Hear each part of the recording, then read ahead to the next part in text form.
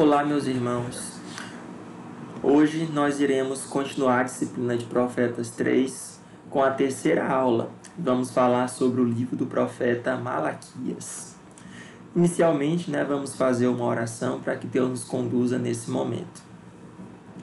Senhor Deus Santo Pai, obrigado, Senhor, por esse momento que o Senhor nos concede de aprendermos mais da Tua Palavra, meu Deus. Eu te peço, Senhor, que tudo que venha a ser falado aqui, meu Deus, provenha de Ti. Que nada seja falado, meu Deus, de mim, mas que o Senhor fale, meu Deus, nessa aula, o que nós devemos ouvir. Abre, Senhor, o nosso entendimento para que nós possamos entender a Tua Palavra, entender a Tua mensagem, entender aquilo que o Senhor quer transmitir a nós, Senhor. Nos guia e nos abençoe nesse momento. Muito obrigado, Senhor, por tudo. No nome do Teu Filho amado Jesus, que te oramos e te agradecemos. Amém. Então, meus irmãos, iniciando a aula, Malaquias é o último livro do Velho Testamento. Então, na verdade, essa aula ela deveria ser a última, mas houve um probleminha em relação à ordem das nossas aulas, e comigo e com o pastor Ronald, e aí por isso nós fizemos essa inversão, optamos por agora a última aula referente ao profeta Malaquias, e posteriormente ele falará sobre mais um outro profeta para finalizarmos a disciplina, a semana que vem. Então, como sempre, nós começamos pela origem do nome do profeta. Malaquias é o nome que significa meu mensageiro. E uma coisa interessante em relação a esse nome é que diversos estudiosos apontam que, na verdade, essa denominação Malaquias ela não corresponderia ao nome de fato do profeta, e sim apenas a um título pelo qual ele poderia ser designado, uma vez que Malaquias pode significar a abreviação da palavra hebraica Malaquia, ou seja, Malaki, mensageiro, e Iavé, o mensageiro de Deus, o mensageiro de Iavé. Então, alguns estudiosos apontam para isso, que Malaquias não seria de fato o nome do profeta. Outro ponto, outro aspecto que reforça essa ideia é de que o nome do profeta Malaquias não é mencionado em nenhum outro livro do Antigo Testamento. Entretanto, é muito pouco provável que Malaquias não seja de fato o nome de uma pessoa, o autor deste livro, porque não há nenhum outro livro anônimo no Antigo Testamento. Então, é bem provável que Malaquias seja mesmo uma pessoa única, usada por Deus como profeta, para que ele possa transmitir essa mensagem de Deus diretamente ao seu povo. E a tradição judaica identifica Malaquias como sendo um membro da grande sinagoga, que reuniu e preservou os escritos da Escritura. Ou seja, Malaquias, juntamente com outros membros da sinagoga, foram responsáveis por reunir e por preservar as Escrituras da forma como elas nos foram passadas até os dias atuais.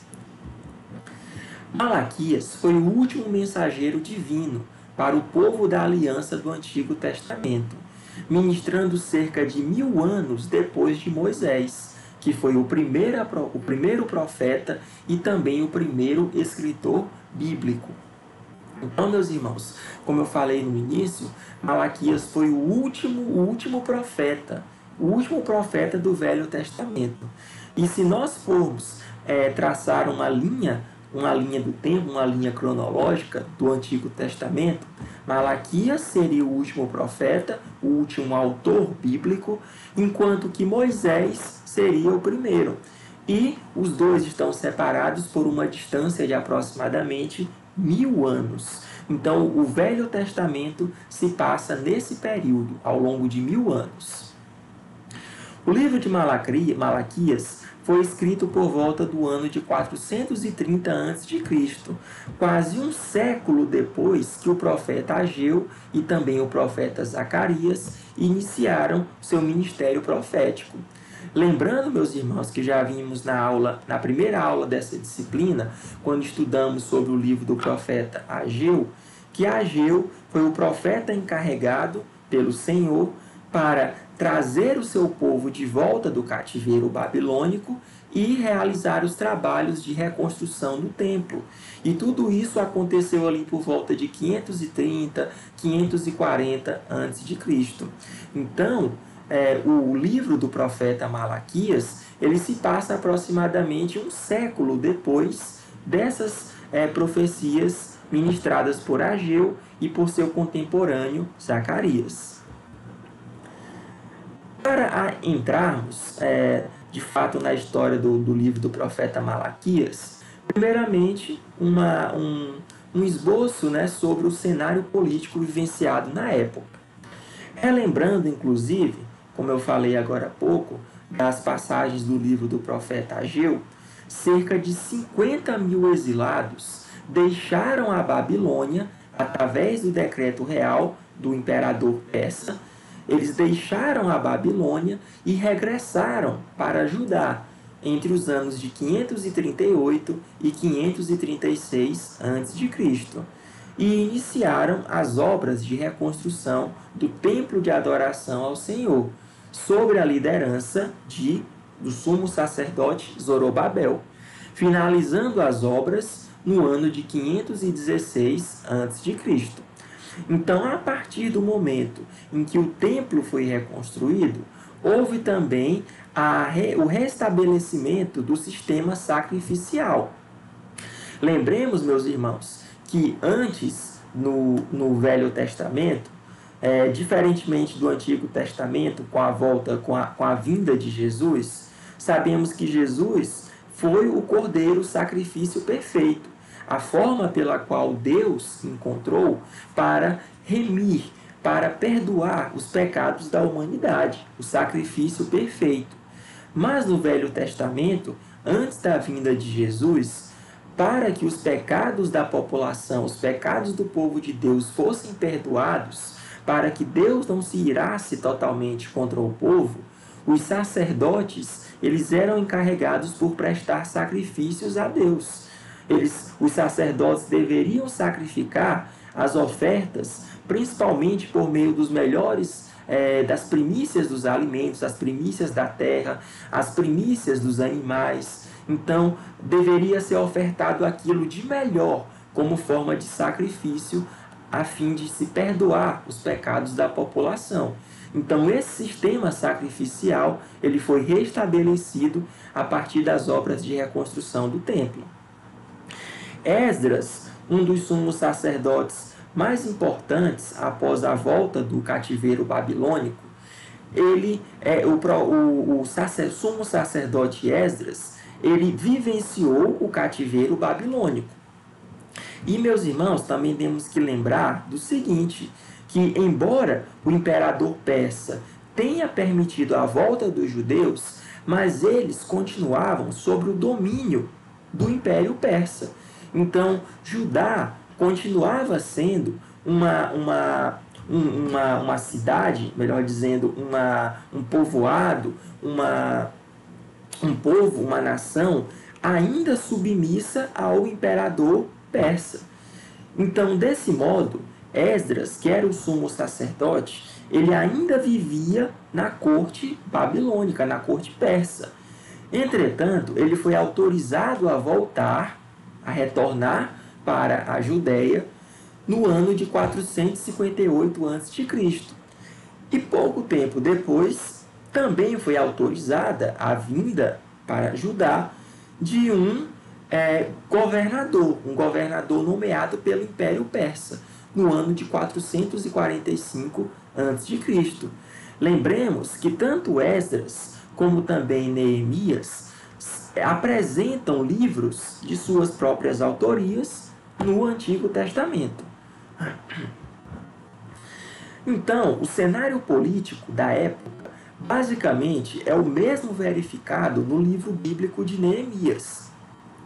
Nós temos que o rei persa, o governante do Império Persa, era Artaxerxes I, mais conhecido simplesmente por Xerxes.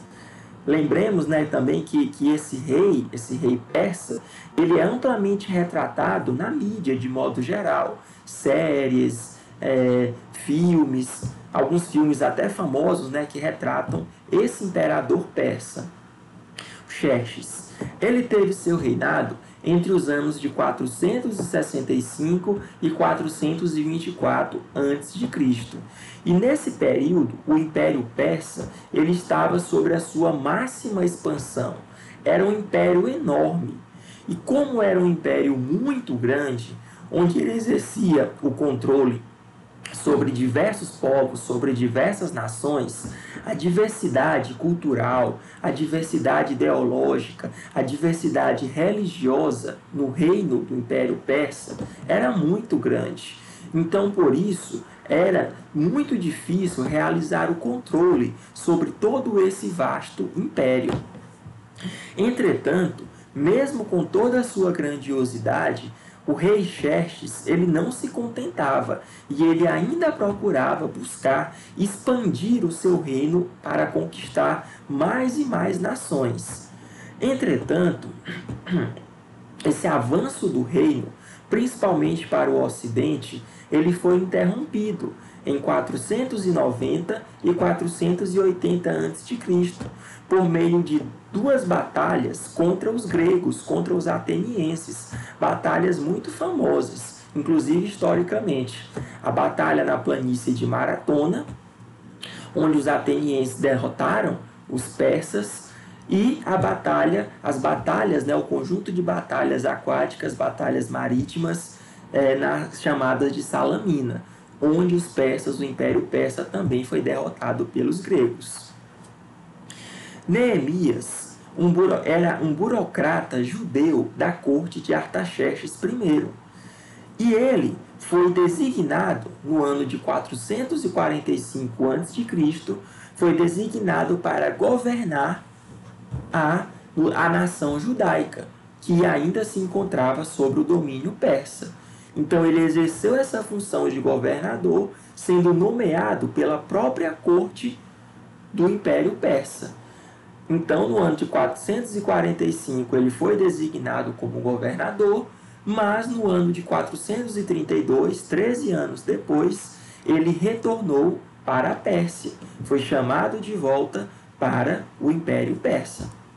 Acabou a sua função como governador.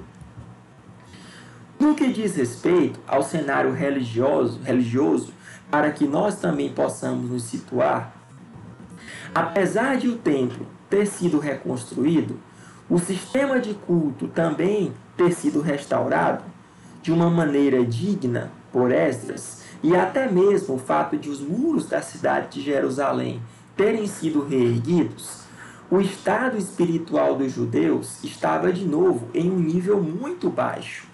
Apesar dos surtos de fervor religioso, no entanto, a apatia espiritual se tornara a norma. A idolatria pré-exílica cedeu lugar à indiferença pós-exílica em relação a Deus e à sua merecida adoração. Então, meus irmãos, o que se verifica no cenário religioso durante o livro de Malaquias é que a população judeia, apesar de ter retornado para a cidade de Jerusalém, apesar de ter reconstruído o templo, mas pouco tempo depois, a população já caiu de novo num estado de desânimo, de apatia espiritual. Então, se antes do cativeiro, tanto babilônico como também o cativeiro dos assírios, se antes do cativeiro a população ela destinava culto a outros deuses, a falsos deuses, após o cativeiro babilônico, isso não aconteceu mais. Entretanto, esse desânimo das pessoas em servir a Deus, em adorá-lo, foi um dos motivos pelos quais Deus levantou o profeta Malaquias para alertar o seu povo.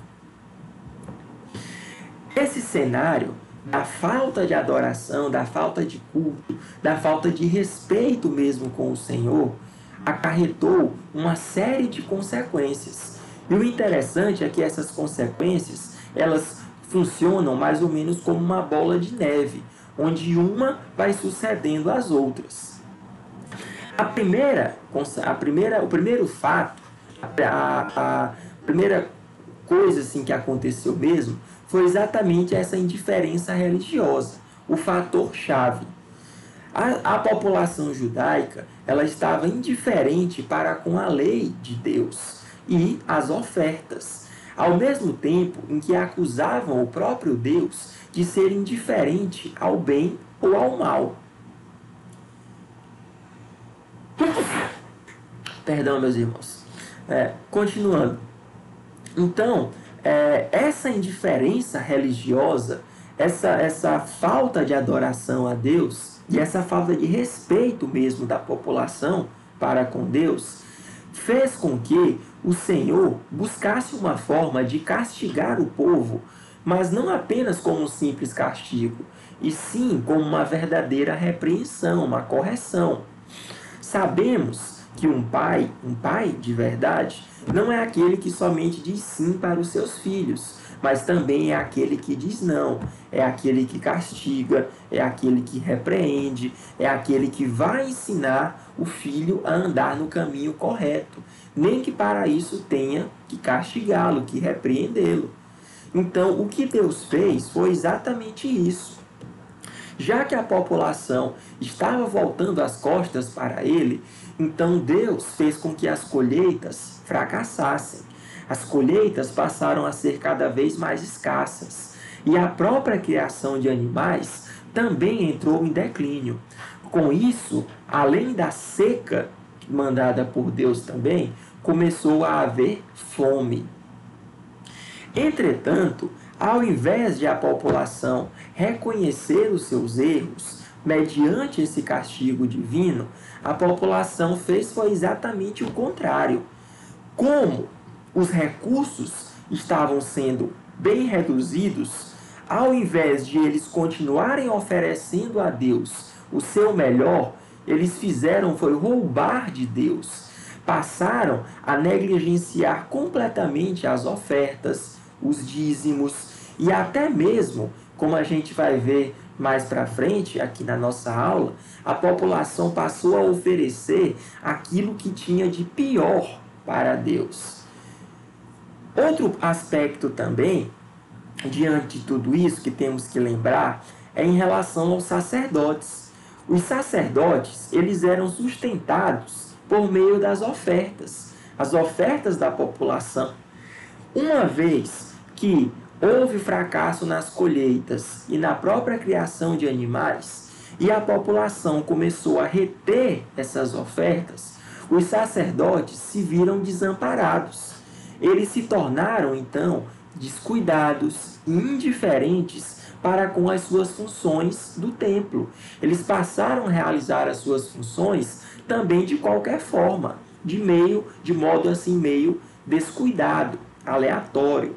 Então, tudo isso, obviamente, que despertou a ira do Senhor.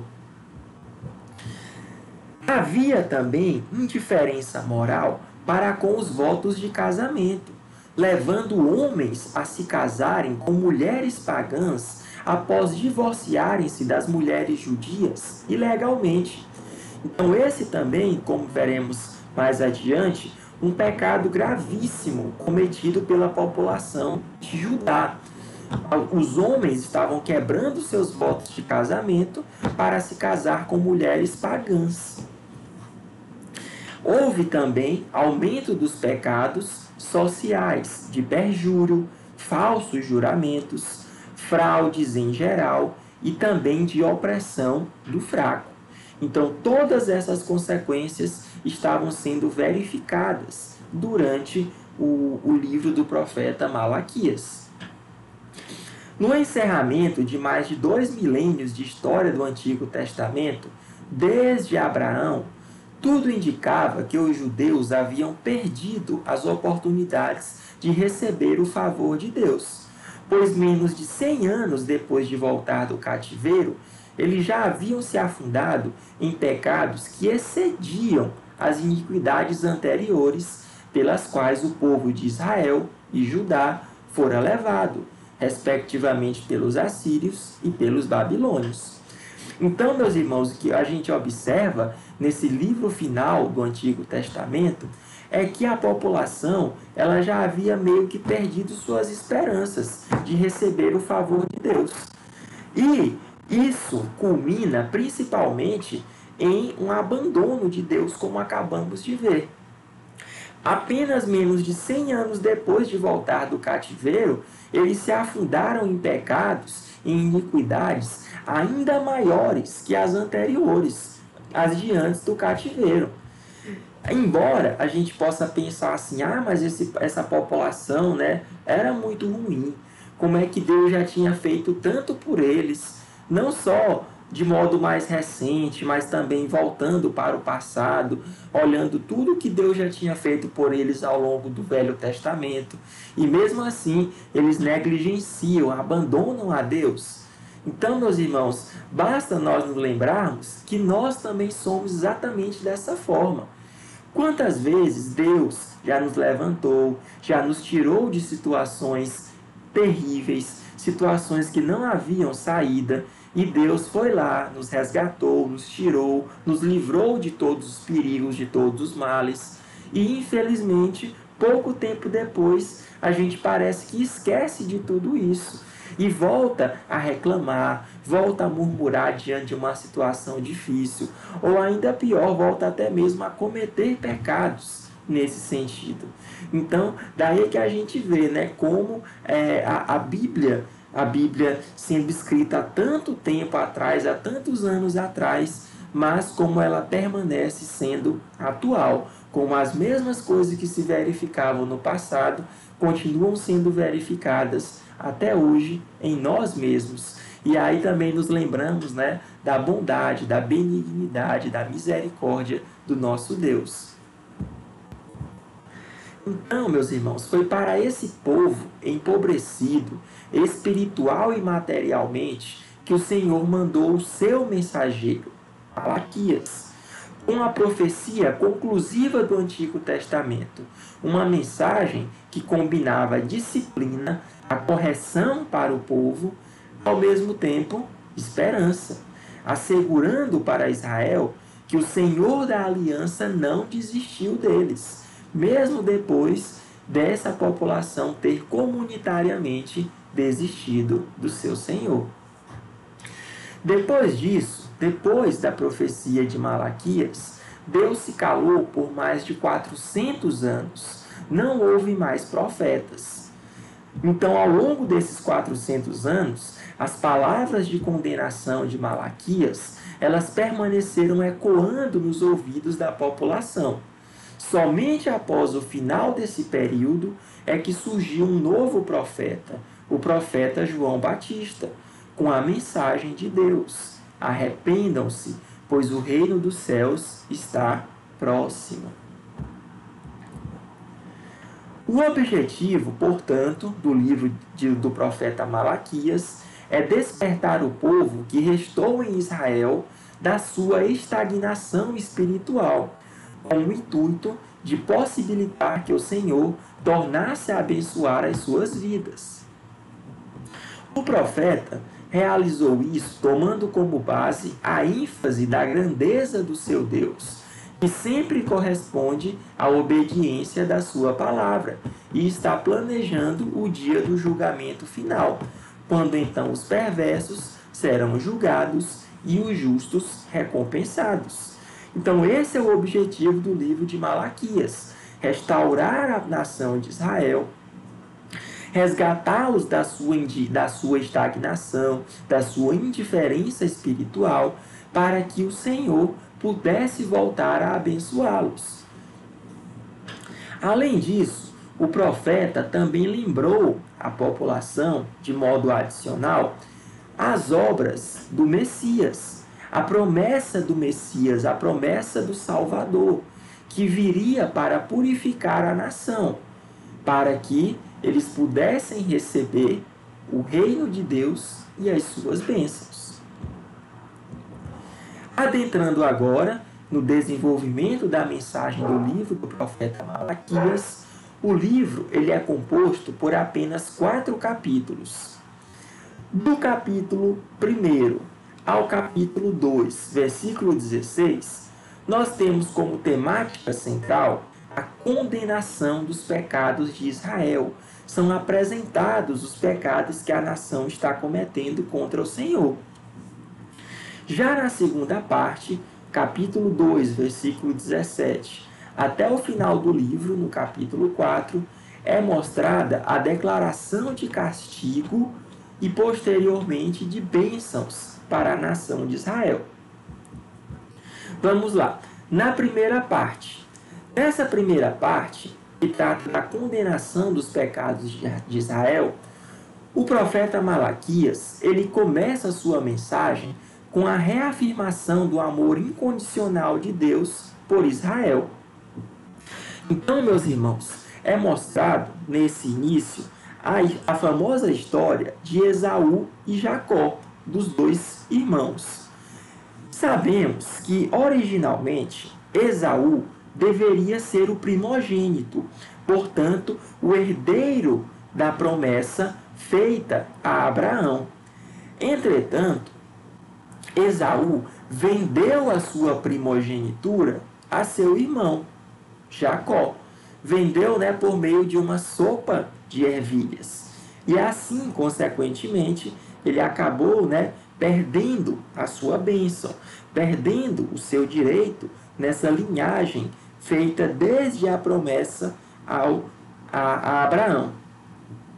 Então, meus irmãos, o profeta Malaquias mostra que desde o início ele amou a Jacó, amou os seus descendentes, resultando na dispersão irreversível dos descendentes de Esaú, que se tornaram os edomitas.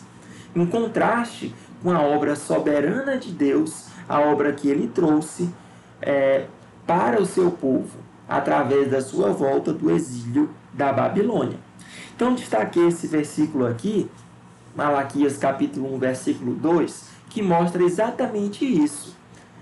Eu vos tenho amado, diz o Senhor, mas vós dizeis, em que nos tens amado? Não era Esaú irmão de Jacó? Disse o Senhor, todavia amei a Jacó. Então observe, meus irmãos, que o Senhor diz que sempre o tem amado, sempre amou o povo, mas a população começa a questionar, em que o Senhor nos tens amado? Não era o próprio Esaú irmão de Jacó? Mas o Senhor responde que desde o princípio amou a Jacó e fez dele a sua nação preferida, favorita dentre todas as nações. Apesar das persistentes dúvidas quanto à fidelidade de Deus, tudo o que Israel deveria fazer era simplesmente olhar à sua volta para ver a diferença com que o Senhor os tratava quando comparados às outras nações. E na verdade, meus irmãos, se não bastasse apenas para a nação de Israel olhar ao seu redor para ver como eles eram abençoados em relação às outras nações, como eu falei anteriormente, bastava também que eles olhassem para o passado, que eles voltassem seus olhos para o passado em relação a tudo que o Senhor já havia feito pela nação e como não a desamparou. Em seguida, o profeta Malaquias vai trazer versículos centralizados na falta de respeito da nação de Israel por Deus, como seu Pai e Senhor, através da demonstração de seus desprezos pelos sacrifícios adequados exigidos pela legislação deuteronômica. Os sacerdotes são também criticados por sua frouxidão moral ao receber como oferta a Deus aquilo que nenhum senhor humano teria aceitado. Então, meus irmãos, como nós falamos agora há pouco, conforme vimos aqui no cenário político e religioso vivenciado na época do profeta Malaquias, nós vimos que a população de Israel começou a reter os seus dízimos, reter as suas ofertas, reter os seus sacrifícios. ou que ainda pior, ao invés de oferecerem o seu melhor, eles passaram a dar o pior. Ao invés de oferecer como a lei deuteronômica, a lei que foi dada a Moisés, ao invés de eles seguirem a lei e dar os melhores animais, os cordeiros sem mancha, sem nenhum tipo de deficiência, sem nenhum tipo de doença. Então, ao invés de darem o seu melhor, eles passaram a dar o pior para esses sacrifícios. Começaram a oferecer animais aleijados, animais doentes, cegos, animais que estavam à beira da morte, porque isso não iria fazer falta para eles. Então, imagine, né, como é que vai ficar então comprometida a adoração a Deus desse modo. Os sacerdotes que deveriam zelar, portanto, por esses sacrifícios, que deveriam alertar a população sobre os seus erros, pelo contrário, eles se calam diante dessa situação. Então, o próprio Senhor, ele chega a questionar que esse tipo de oferta não era dado nem a governantes humanos. Imagine ao próprio Deus, ao próprio Senhor dos Exércitos. Como nós sabemos, meus irmãos, quando alguém vai fazer uma oferta, algum presente para um governante, sempre leva aquilo que há de melhor, sendo um governante humano. Então, por que a população iria oferecer o seu pior para um governante de todo o universo? É algo, né, completamente contraditório, mas era o que estava sendo feito. Essa intensidade do problema é trazida a público por uma comparação entre a adoração impura e relutante de Israel e a adoração pura a ser oferecida entre os gentios, sugerindo, portanto, um contraste entre a adoração oferecida entre as nações pelos judeus exilados em suas sinagogas, ou mais provavelmente a adoração escatológica dos gentios convertidos a Deus. Então, meus irmãos, o que o profeta Malaquias mostra nessa passagem, nessa parte, é o seguinte, é que há um contraste. Enquanto que o povo de Deus, ele oferece o seu pior, a nação de Israel oferece o seu pior, os gentios passam a oferecer o melhor. Os gentios, inclusive, lembrando que somos nós, que todos nós éramos gentios aos olhos de Deus, mas nos tornamos seus filhos por meio do sacrifício de Jesus Cristo. Então, provavelmente, essa passagem ela vai dizer respeito exatamente a essa adoração escatológica dos gentios convertidos a Deus. Observem esse versículo destacado. Porque quando ofereceis animal cego para o sacrifício, isso não é mal? E quando ofereceis o coxo ou enfermo, isso não é mal? Ora, apresenta-o ao teu governador. Porventura terá ele agrado em ti? Ou aceitará ele a tua pessoa? Diz o Senhor dos Exércitos. Então isso aqui mostra, meus irmãos, na palavra de Deus, exatamente o que eu mencionei agora há pouco. Que a população passou a oferecer como sacrifício o pior. Então, qual sentido haveria em oferecer para Deus o pior se eles não faziam a mesma coisa nem com os governantes humanos? Então fica aí, né, a contradição. A seguir, é exposta a função dos sacerdotes levitas, como professores e protetores dos valores espirituais, e como seus ideais foram grosseiramente violados.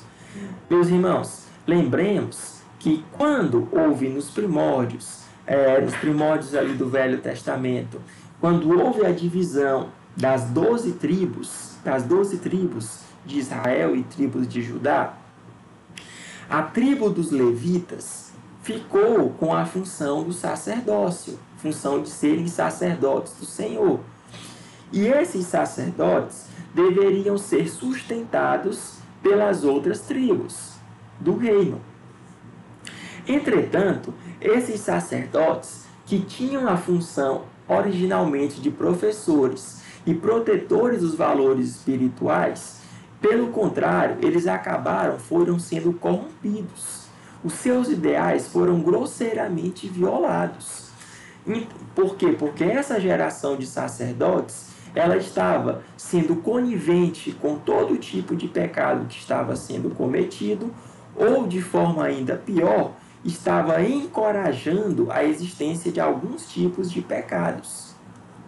Malaquias capítulo 2, versículo 8. Mas vós, vos desviastes do caminho, a muitos fizestes tropeçar na lei, corrompestes a aliança de Levi, diz o Senhor dos Exércitos. Então aqui, Malaquias aponta exatamente esses pecados cometidos pelos sacerdotes. E a seguir, ele mostra as consequências. Eis que vos reprovarei a vossa semente, e espalharei esterco sobre os vossos rostos, o esterco das vossas festas solenes, e para junto deste sereis levados. Por isso, também eu vos fiz desprezíveis e indignos diante de todo o povo, visto que não guardastes os meus caminhos, mas fizeste acepção de pessoas na lei. Então, observem, como os profetas, os sacerdotes estão agindo de modo indigno, de modo desprezível, não guardando os caminhos do Senhor e, consequentemente, também levando o povo ao pecado e, ainda o que é de forma mais grave, fazendo acepção, fazendo distinção de pessoas. Aquelas pessoas que ofertassem a maior oferta, que oferecessem mais dinheiro, mais animais, mais alimentos para sacrifício. Então, esses estavam recebendo um tratamento diferenciado por parte dos sacerdotes. Então, sabemos que Deus não se agrada disso. Por último, nessa primeira porção do livro de Malaquias, é apontado o duplo pecado de desconsideração pela singularidade de Deus, que é o primeiro mandamento. Primeiro mandamento do Senhor: amar a Deus sobre todas as coisas. E esse descumprimento do amar a Deus sobre todas as coisas, ele é demonstrado nos casamentos com adeptos dos cultos pagãos e na infidelidade conjugal. Sabemos que a família é uma instituição sagrada, uma instituição criada pelo nosso Senhor. Então, quando os homens judeus, eles abandonavam as suas esposas, abandonavam o seu lar, eles estavam implicando em maldições para eles próprios e maldições para as suas mulheres e para a sua família. E o pior, meus irmãos, é que esses homens, eles, além de abandonarem suas esposas judias, eles ainda estavam se casando, se unindo matrimonialmente com mulheres pagãs. E aí, com isso, há um descumprimento do 7º mandamento: não adulterarás.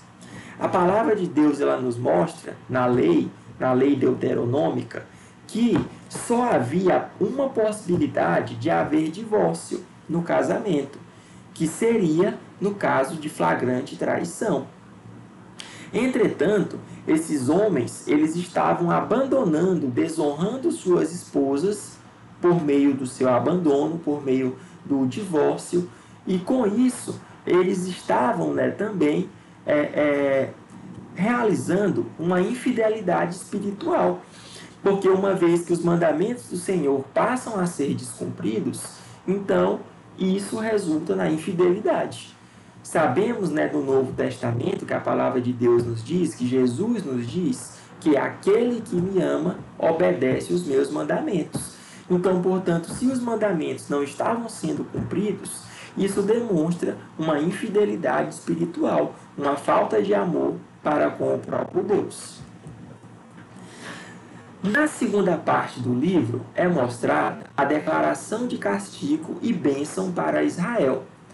Nessa segunda parte, logo no início, o livro do profeta Malaquias trata do cinismo social de Israel, na expectativa de que o próprio Deus demonstrasse o seu tipo de justiça, fazendo com que a nação adotasse uma postura ética e perversa, incluindo a blasfêmia de dizer que Deus não se importava mais com a justiça e de que o bem e o mal eram para ele a mesma coisa.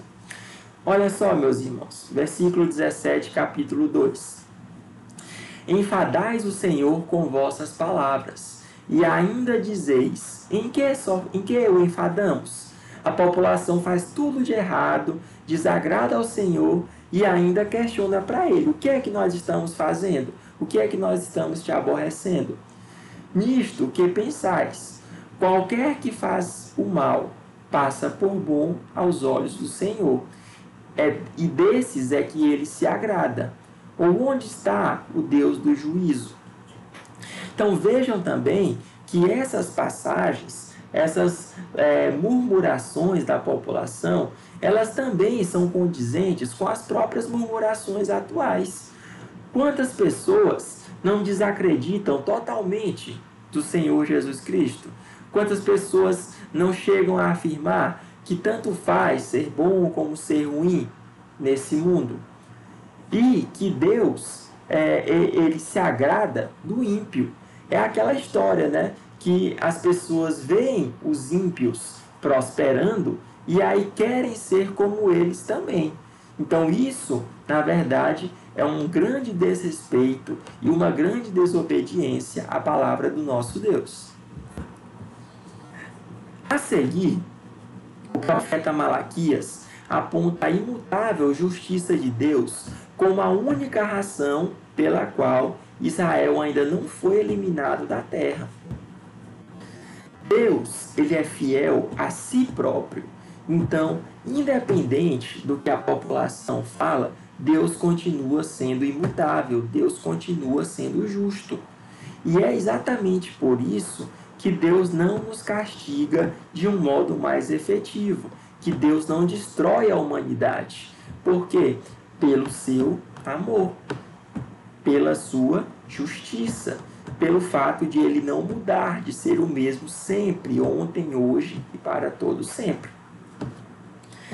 A seguir, é demonstrada a frouxidão religiosa de Israel.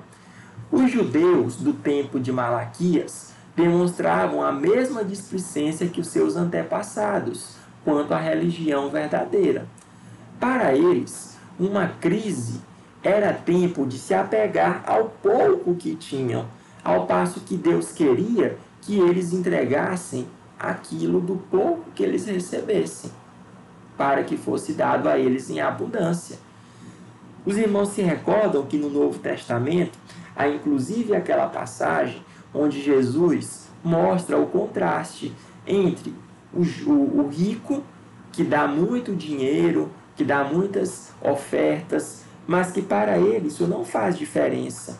Entretanto, a pobre viúva, com apenas algumas moedinhas, o Senhor Jesus fala que se agrada desse tipo de sacrifício. E até corroborando aquela mensagem: seja fiel no pouco, que no muito te abençoarei. A porção final do livro do profeta Malaquias traz uma abordagem cínica de Israel para com a vida, questionando desta vez a necessidade ou proveito da religião de adoração a Deus. Essa passagem é um quadro sombrio da vida, quando a confiança no Senhor é trocada pela dúvida na existência e valor da religião verdadeira, obediência e esperança em uma recompensa justa da parte de Deus. Depois, o materialismo decadente se instala. Então, observem aí o que acontece, meus irmãos, que Israel, a nação de Israel, demonstra um grande cinismo para com o Senhor, questionando, onde ele estava, questionando sobre por que ele abençoava os ímpios e não abençoava os justos. Então, toda a confiança toda a confiança que a nação havia depositado no Senhor é perdida, é trocada por uma dúvida, trocada por essa dúvida de que o Senhor não os abençoaria, e sim abençoaria os justos. Então observem esses versículos 14 e 15 que demonstram exatamente isso.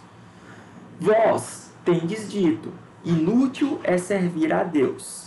Que nos aproveita termos cuidado em guardar os seus preceitos e em andar de luto diante do Senhor dos Exércitos.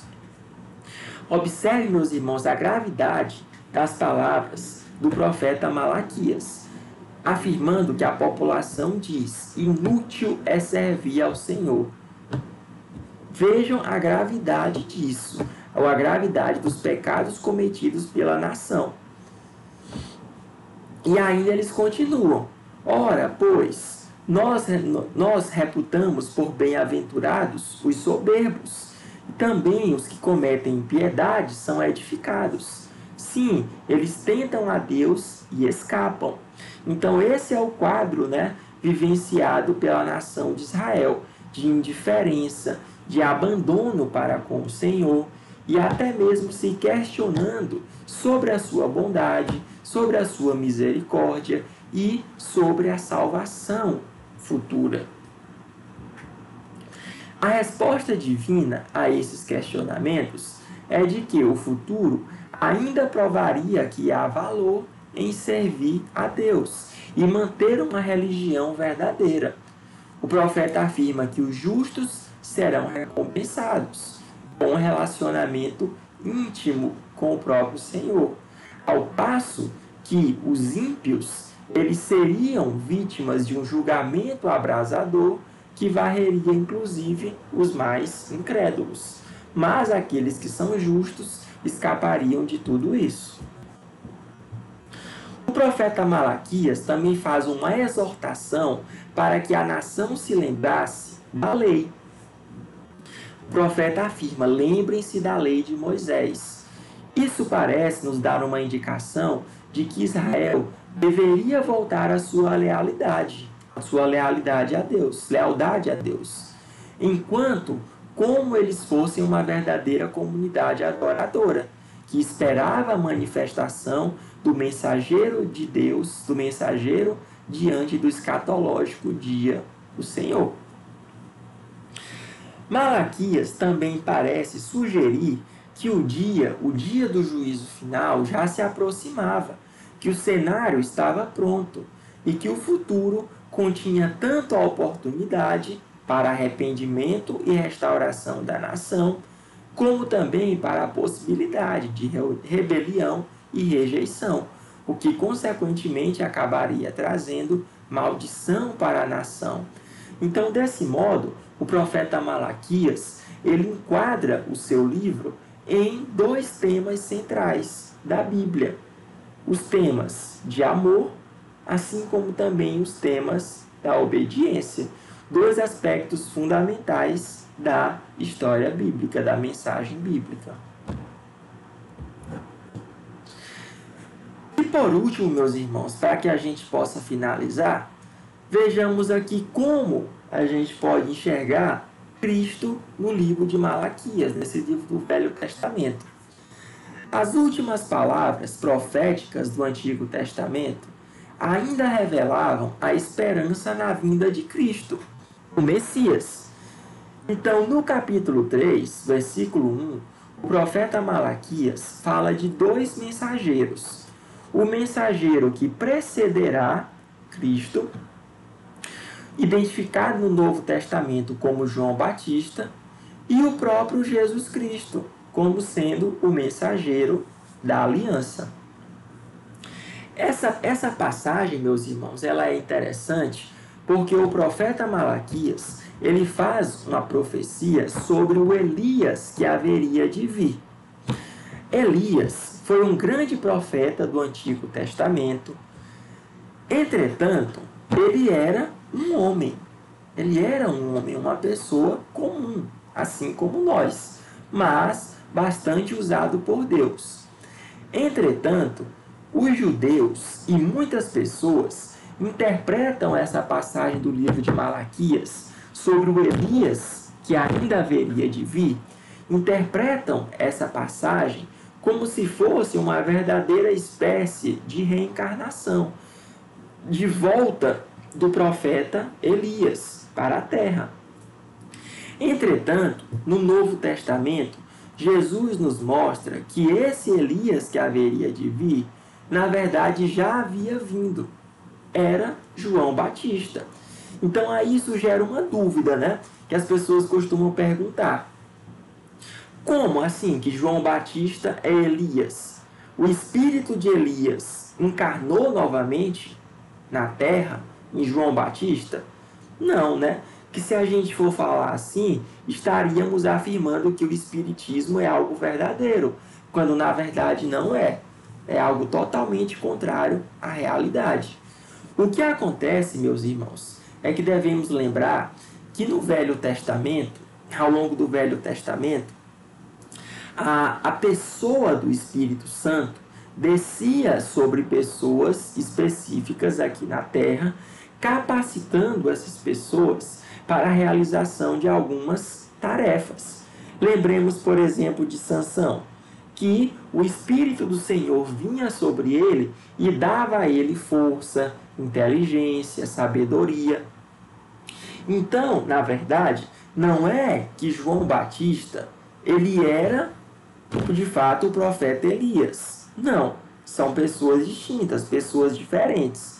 Entretanto, o que Jesus quis dizer com essa passagem de que o Elias haveria de vir e que ele era João Batista, o que Jesus está nos mostrando é que João Batista ele veio não como sendo Elias, mas ele veio no mesmo espírito e na mesma sabedoria de Elias, para poder pregar à nação de Israel a sua mensagem dura, a sua mensagem de arrependam-se, pois o reino de Deus está próximo. O livro de Malaquias, ele encerra o Antigo Testamento e marca o início de 400 anos de silêncio profético. No entanto, Malaquias deixa a seus leitores uma marcante proclamação de que aquele que é desejado virá, ou seja, Jesus Cristo virá. E aqui, meus irmãos, coloquei para vocês poderem observar as profecias, algumas das profecias de Malaquias e como elas se cumpriram no Novo Testamento. Então depois os irmãos podem dar um pause nessa tela ou até mesmo pegar depois o material que eu já disponibilizei no grupo do WhatsApp para poder conferir direitinho sobre as profecias e também a sua confirmação, como elas foram cumpridas. Então, meus irmãos, com isso, finalizamos aqui a nossa aula sobre o profeta Malaquias.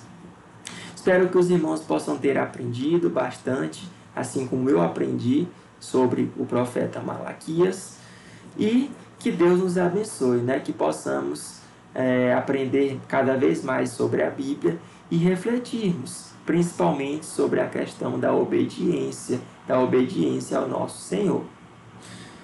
Então é isso, meus irmãos. Até a próxima. Boa aula a todos.